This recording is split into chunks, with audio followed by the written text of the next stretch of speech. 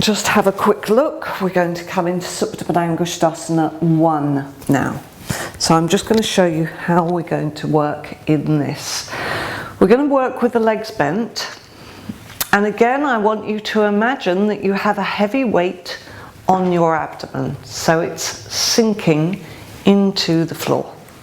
You're going to take the leg, right leg up, holding onto that belt, weighting the abdomen into the floor, and you're just going to pull this leg towards you to whatever stage it will come to without bending at the knee. All right.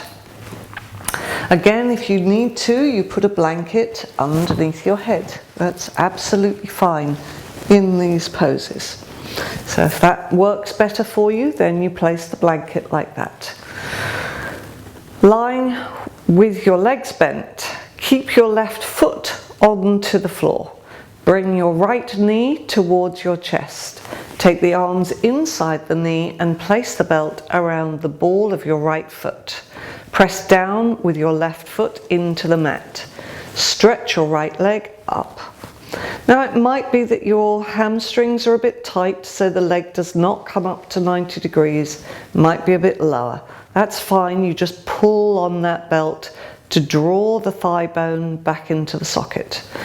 Those who can take the leg further, don't take it beyond 90 at this point. I want it at 90 degrees so that you can get that pull on the belt and get the action of the thigh bone inserting into the pelvis. Okay, releasing and going to the other side. So left leg up. Again, you can take the belt, the arms inside the knee, pressing down with the right foot, stretching the left leg up. So getting it to 90 degrees when you're very flexible is actually quite troublesome because the leg wants to come further. All right, we're not doing that at this stage because we're trying to get that sensation of the thigh bone joining the pelvis. So it's inserting into the pelvis. So it doesn't insert here where your femur head is, it's kind of at this point here. So you pull on the belt to see if you can feel inside your pelvic region where that bone is connecting. All right, release and roll to your right to come up. We're going to come into the standing version of that pose now. You would take your leg to maybe the back of a sofa, seat of a chair with some foam pads on it, or to the back bar of a chair. Now, I'm not showing to the wall here because I don't have a wall handy. But if you are using a yoga chair or a dining chair or kitchen chair, I would strongly suggest that you put it with it to the wall, with the back of the chair to the wall, because it will give you a bit more stability. All right, so the height that you use will depend on your level of flexibility. And it might be that that height is really too high for you. So that is fine, you can always come down lower. You know that it's too high if you can't keep your standing leg foot straight. In other words, when you come into it, you find that this standing leg foot has gone out. That tells you you've gone too high. If your raised leg bends or your lower leg bends, that tells you you've gone too high. Or if you fall over, that also tells you you've gone too high. So you make a decision based on what your body is doing at the moment. Once we've got the height, then I'll just show what we're going to do. I'm actually going to show onto the brick here. We're going to take that belt and we're going to pull on it. Again, you're getting that sensation of the thigh bone moving back into the pelvic socket. This thigh stays back, this hip stays anchored in. All right, let's do. Hopefully you'll have got your equipment set up somewhere safe and you've judged the height that you need and therefore the distance away that you need. Coming to the back of a sofa, if you're quite flexible, taking your foot to the back of a sofa is really quite nice. You can actually do this to the wall. But if you're tight in your hamstrings, that is quite a tricky thing to do. But it's a valid way of working. So make sure that your left foot, middle toe, is pointing directly forwards. Take your right foot, heel, up to your support. Now if you're using something sharp like the back of the chair, you would need to make sure that you don't rest your Achilles heel, that's the tendon, onto that support. So you wouldn't be doing that, all right, because that is damaging for your Achilles tendon over a period of time. So it's the heel bone onto that support and you place your belt around the ball of the foot. Make sure that this standing leg toe is facing forwards, middle toe is facing forwards. Lift your chest and breathe. Draw that raised leg thigh bone back into the hip socket and lift and breathe and release. Okay, other side. So again, right foot faces directly forwards, left leg comes up. Now once it's onto the support, then you make sure that your standing leg hasn't moved, that you're already drawing it back even before you put the belt on. You place the belt around the ball of that foot. You lift the chest. Now this draws back in. This standing leg thigh hits back. You make sure that that standing leg thigh is pulling back, but you're not pushing into the back of the knee of the standing leg. And then you grip in your outer hips. So that kind of stops you from resting into the hip joint like that. You lift up. I'm just going to show that action on this side. You may not want to be looking at the screen at this point, but that's where I'm letting the hip drop out. You might want to come down off your support to see this. That's where I'm letting the hip drop out. That's not correct. This is correct, where we move that hip joint in, not that. This. Okay, so pull on the belt, lift your chest and releasing down. Good, well done. So we're now going to use the same support that we were just using to come into the the Utthita Hasta Padangusthasana 1 and 2 action. So this is the 2 action. Now it might be that you can have your heel in line with your instep, but if you're a little bit tight in your groins, you will need to, just move that out of the way, you will need to move this foot back a little so that you're more angled here. Because otherwise what can happen is if you try to get the heel in line with the instep and there's a little bit of stiffness in the groins, this sticks out here and it needs to rotate and move in. Okay, so you have to make a judgment as to where you are with this. Right foot up, place the belt. You can take the arm out if you've got space in your room. If you haven't, you can keep the hand onto the hip. Now, draw this thigh bone back into the socket. Hold onto the belt. Use the belt to give you that action of it moving back into the socket. Rotate at the root of the thigh. Keep this outer hip moving in. And just soften the standing leg knee a little. So bend your standing leg knee a little. Now when you straighten it, you're going to make sure you're not hitting into the back of the knee. You're just lifting the thigh bone off the knee joint. chest facing forwards, breastbone, navel, pubic bone, all in one line. All right, releasing and going to the other side. So I'm going to turn my back to you for this way, but it will enable you to see the action in that left side there. So place your belt, activate the thigh, draw the kneecap up, draw the thigh muscle up, rotate at the root of the thigh, make sure that your standing leg is straight. Now turn your navel, your breastbone, your pubic bone all to face the front and lift out of the pelvis, lengthen and in your left buttock, lengthen in your tailbone, rotate at the root of the hip so that that left buttock has space to move forwards. If it's feasible to take the arm out, then take the arm out. Otherwise you can rest your hand onto your hip. Obviously if you need a little bit of support for balance, then you take your hand onto the wall or whatever you have available. All right, and releasing out of the action. Good, well done. So we're just going to move the chair to one side for the moment, just to give you a little bit of softness on there.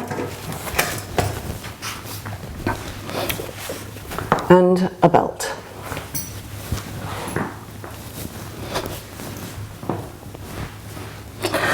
So the first way we're going to work is just by taking the heels. So remember, it's the heel bone, not the Achilles heel, that you're putting on that support. And you're just going to lean back onto your hands and lift up with that action. Broad across the collarbones, extending into the inner heels and drawing those thigh bones back. All right, so let's do that one together. So sitting with the chair in front of you, hopefully you've got yourself with your props all organized now, taking the heel bones onto that frontal edge of the chair. Now you can lean back a little and lift your breastbone up as though someone's lifting that breastbone towards the ceiling. Fingers pointing forwards here, hands flat onto the floor. You can always use a couple of bricks if your arms are not long enough to do that. Breathe, fine inhalation, fine exhalation. Draw those thigh bones back into the sockets and releasing. Good. So we're going to come here for Dandasana, sitting on a couple of foam pads. So just moving that chair back a moment. So sit onto your two foam pads, move the flesh of the buttocks out and back. Extend into the inner heels and roll the shoulders back and down. So from here we're going to come into Untitled where we stretch the arms up. So sit on your two foam pads, anchor down with the root of the thighs, draw the thigh bones back in, move the abdomen back towards the spine. On an inhalation, swing the arms up and stretch into your fingertips. So keep all of the actions in the legs, in the abdomen. Those with hyperextension in the backs of the knees, you can always roll this blanket. So keep stretching into your arms. I haven't forgotten about you. And release the arms down, place the hands onto the floor. Okay, so now we're going to up the ante a little by coming off these foam pads. Now you might find that this is too much, in which case you go back onto your foam pads again, which is fine, it's not a problem to work like that. Now I quite like to have the foam pads still behind, because although they don't provide any support, they remind me that the sacrum, that's this big bone here, has got to move in, it's got to shift into the body. Okay, so you're going to, if you're using a blanket underneath the shins at this point, underneath the calves, take it out. Lift up and pull the flesh back so that you're lengthening at the back of the thigh muscle. Lift your chest, roll your shoulders back and down, hit down with the crease of the thighs, place your hands onto your thighs for a moment and then extend the arms up. Abdomen back to the spine, leg bones weighted down into the floor. breathe. Fine inhalation, fine exhalation. So those foam pads should not have shifted. They should be just reminding you that that sacrum moves into the body, into the body. Stretch into the fingertips. Keep the legs very strong. Breathe. Keep breathing through the nasal passages. And now release down. Well done. Okay, it's a hard one to do. So we're just going to come into a Bharavajana twist on the bolster, which I will demonstrate.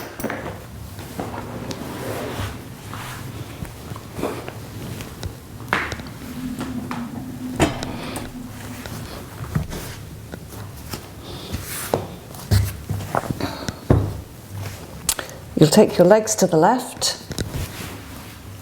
Now if you don't have a bolster, you can use 4 foam pads, you can use a couple of pillows, a couple of cushions, just so that you've got this length to lie down onto. You can see as I'm extending along this bolster, I'm rotating.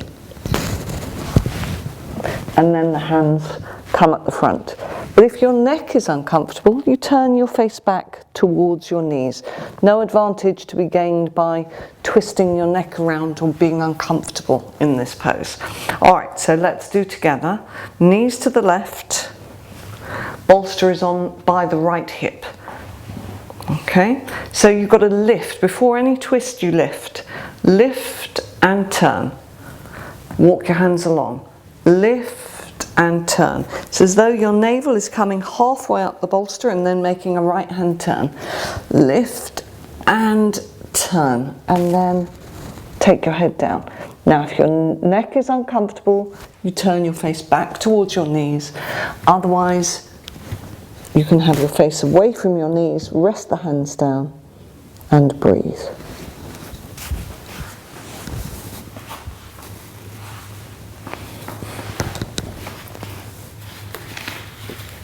So this should feel comfortable.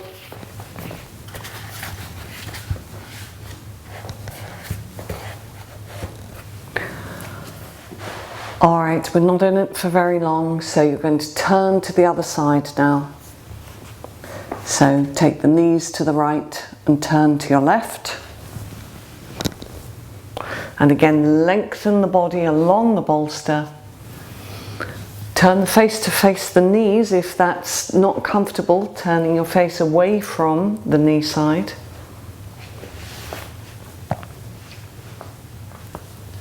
And just let your arms rest down. Let the weight of the body and gravity do the work of getting the opening in the spinal column for you. And breathe.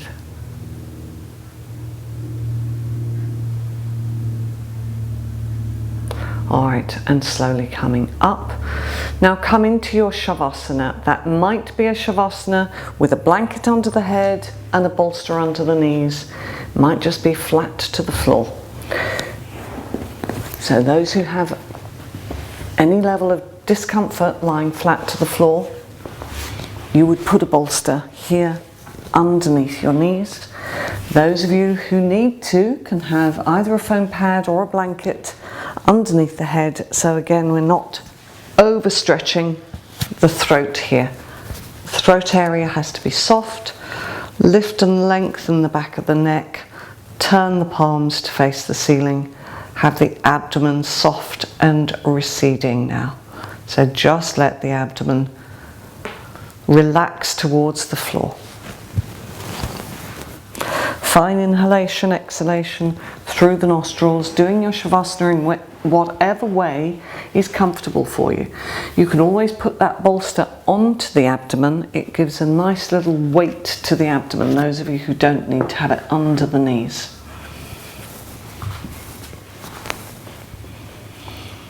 Alright, so I want you to stay in your Shavasana for at least 5 minutes, preferably 10 if you've got 10 minutes to spare.